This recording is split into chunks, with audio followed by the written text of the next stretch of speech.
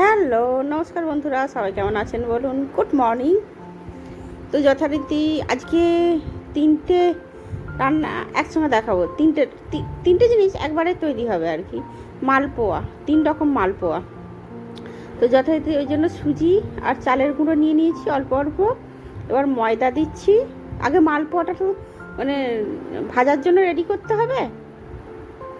আটা দিলাম। আমি আটা ময়দা দুই দিয়েছিলাম, আপনারা যে কোনো একটা দিয়েও বানাতে পারেন। একটু নুন, স্বাদ মতো বলতে নুন একটু অল্পই দেবেন। মিষ্টিতে নুন দিলে তো ভালো লাগে, মানে মিষ্টির স্বাদটা একটু খোলে, ওই জন্য মিষ্টিটা এই নুনটা দিয়েছিলাম। একটু মৌরি ক্রাশ করে দিয়ে দিলাম।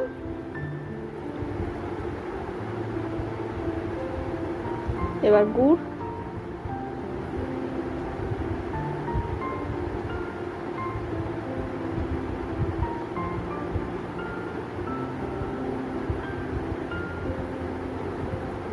চলো দিয়ে ভালো করে মাখি। দাঁড়ান,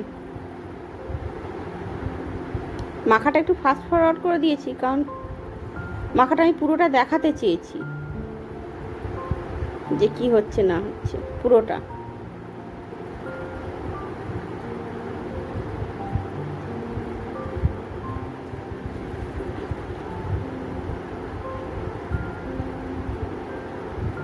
দাঁড়ান, আবার মনে পড়লে একটু চিনি দিয়ে দিই। চিনিটা মানে গুড় দিয়েছি, চিনি দেওয়ার প্রয়োজন নেই। মানে আমি চিনিটা দিলাম একটু স্বাদে বাড়বে বলে, মানে চিনির একটা আলাদা স্বাদ তো, সেটা যাতে বাড়ে তাই। দেখবেন মেখে ঠিক এরকম টাইপের হবে পুরোটা মাখা হলে। তবে চেষ্টা করবেন এরকম আমার মতো আগে শুকনো মেখে নেওয়া, তারপরে দুধ দেবেন। এখানে কিন্তু মালপোয়াতে কিন্তু জলের ইউজ হয় না, দুধ দিয়ে মাখতে হয়।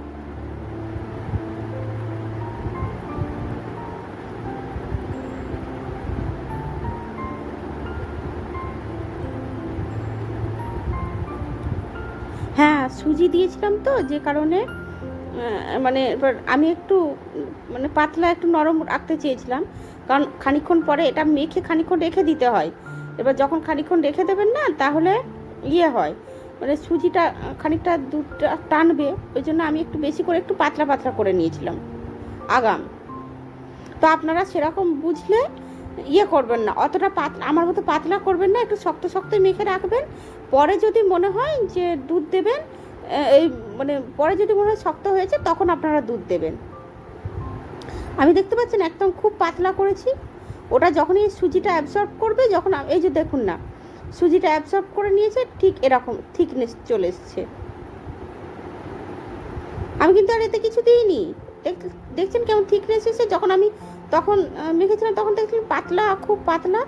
একটু জল গরম করে নিলাম, একটু দুধটা, ওই দুধটা আমার 3 ধরনের মালপোয়া করবো তো, ক্ষীরের মালপোয়া করবো, ওই জন্য একটু আমুল দুধ গুলে নিচ্ছি।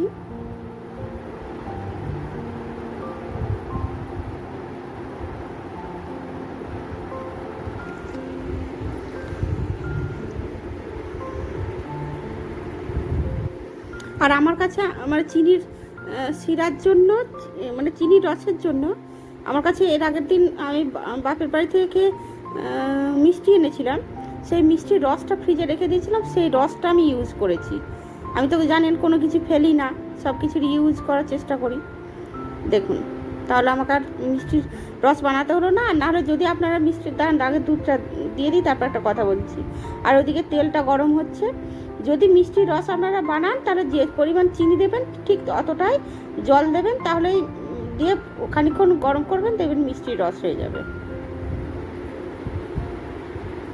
আর তাতে একটু কেশর দিয়ে দেবেন, আরও ভালো লাগবে। দাঁড়ান, এটা আমার জীবনের প্রথম মালপোয়া, প্রথম দিয়েছি কড়াইয়ে।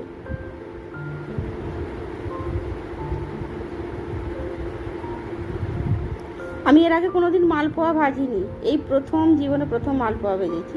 কিছু মনে করবে না, কিছু ভুল ত্রুটি আমার আছেই, অবশ্যই আছে। আমি তো মানে প্রফেশনাল নয়।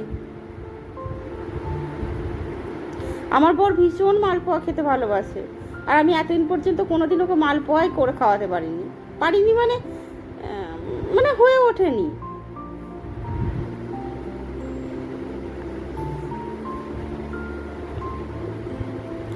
এটা হচ্ছে প্রথম হলো, এটা দ্বিতীয়। তো আমি প্রথমবারটা একটুখানি বেশি মানে পরিমাণে দিয়ে দিয়েছিলাম, ওই জন্য একটু বড় পাড়া হয়ে গিয়েছিল। পরিমাণে একটু ছোট ছোট দেবেন, দেখবেন মানে খুব ভালো লাগবে আর কি, দেখতেও খুব ভালো হবে। দেখুন এইটা খুব সুন্দর হয়েছে, দেখুন একটু লাল লাল করে ভেজে নেবেন।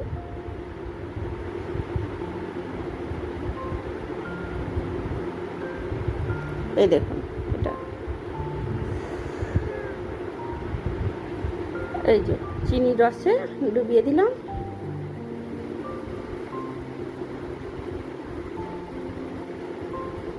মিনিট 10 রসে রাখবেন। মিনিট 10 বলতে আর দ্বিতীয় একটা ভাজা হতে হতে, তবে আমি মিনিট 10 রেখেছিলাম, আপনারা পারলে একটু বেশিক্ষণ টাইম নিয়ে রাখবেন, কারণ রসটা আমার দেখেছিলাম তোলার পরে রসটা অনেকটাই শুকনো হয়ে গিয়েছিল, মানে ভেতরটা আমার খুব ভালো লেগেছিল। আপনারা যদি একটু রসালো খেতে চান তাহলে আরেকটু বেশিক্ষণ সময় নিয়ে রাখবেন। এই দেখুন কড়া থেকে একদম তুলছি, দেখবেন সেই দোকানে জিলাপি ভাজে না, এরকমভাবেই ভাজে, মানে এরকমভাবে ভাজে না, মানে জিলাপি ভেজে এরকমভাবেই রসে ডুবিয়ে দেয়। এই দেখুন এটা খানিকক্ষণ রেখে দিলেই হবে।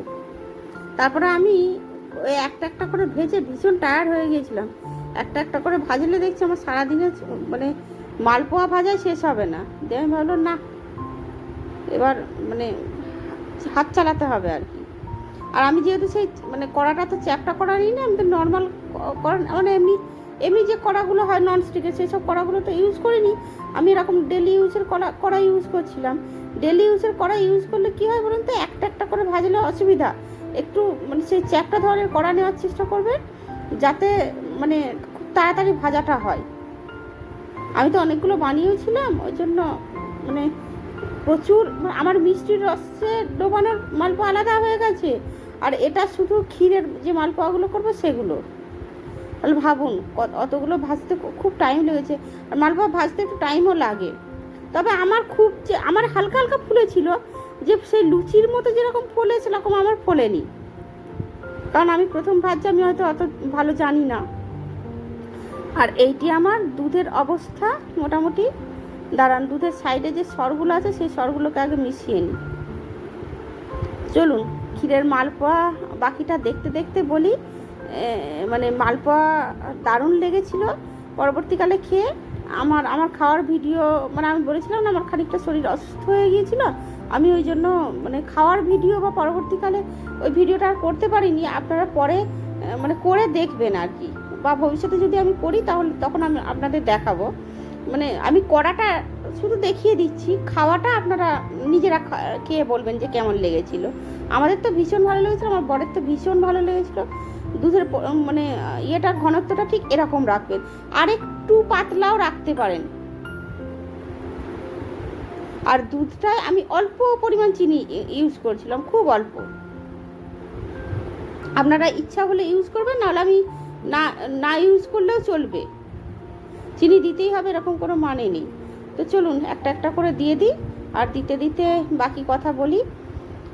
মালপোয়া ভাজা না ভীষণ সহজ ব্যাপার, আমি বলবো আপনারা সবাই একটু বাড়িতে করে দেখবেন। আমার মতো মানে আমার মনে হয় যেন খুব ইজি, তো করে দেখবেন। আর পারলে কড়াটা রেগুলার না কড়া ইউজ করে, যেগুলো ননস্টিকের কড়া হয় সেগুলো ইউজ করবে, তাতে অনেকটাই ভালো হবে, মানে করতে একটু তাড়াতাড়ি হবে আর কি। তো চলুন মালপোয়া আমার ভিজুক, আর ভিজতে ভিজতে বলি এখানে মোটামুটি ভিজতে ভিজতে আর কি মানে মালপোয়া ডোবানো থাক আর কি। আর আমি ফ্রিজে ঢুকিয়ে রেখেছিলাম, মানে একদিন মোটামুটি প্রায় ঢুকিয়ে রেখেছিলাম, তারপরের দিন খেয়েছিলাম, আরও ভালো লেগেছিলো ওই জন্য। তো বলি আমার অনেকদিন বাদে বাদে আমি ভিডিও দিচ্ছি, আমার শারীরিক একটু প্রবলেমের জন্য, তো কিছু মনে করবেন না। তো এখন আবহাওয়া চেঞ্জ হচ্ছে, তো জন্য শারীরিক একটু প্রবলেম হচ্ছে, আমার প্রবলেম হয় একটু, আমার অ্যালার্জির ধাত আছে সে কারণে। তো চলুন মোটামুটি আমার মালপোয়া ভিজতে ভিজতে আজকের দিনটা এখানে শেষ করি। আর কি বলবো বলুন, যদি ভিডিও ভালো লেগে থাকে, আর মালপোয়া এইভাবে ক্ষীরের মালপোয়া করে দেখবেন, যদি ভালো লেগে থাকে তাহলে লাইক কমেন্ট শেয়ার করবেন, আর পাশে থাকবেন, আমার ভালো লাগবে। আর কি বলবো বলুন, যদি মালপোয়া আর আমার ভিডিও ভালো লেগে থাকে তাহলে আমার পাশে দাঁড়াবেন, আমার ভালো ভীষণ ভালো লাগবে। আপনাদের জন্যই তো ভিডিও বানাচ্ছি, বলুন না, আপনারা যদি না পাশে দাঁড়ান তো আমার কি এনার্জি হবে বলুন। তো যদি ইউটিউব থেকে দেখেন তো সাবস্ক্রাইব করবেন, ফেসবুক থেকে দেখলে ফলো করবেন। ভালো থাকবেন, ভালো রাখবেন। আর একটা কথা বলি বারবারই, কারণ এখন খুব সিজন চেঞ্জের সময়, আমার ভীষণ শরীর খারাপ হচ্ছে, অনেকেরই হবে। আর একটু সচেতন থাকবেন, বাচ্চাদের বয়স্কদের ভীষণভাবে খেয়াল রাখবেন। মানে ভীষণ, আমি তো ভীষণ অসুস্থ হয়ে গিয়েছিলাম, আমার হাজব্যান্ডও বাড়িতে ভীষণ অসুস্থ হয়ে গিয়েছিল। তো একটু খেয়াল রাখবেন, নজর রাখবেন। ভালো থাকবেন, ভালো রাখবেন। নমস্কার, থ্যাংক ইউ।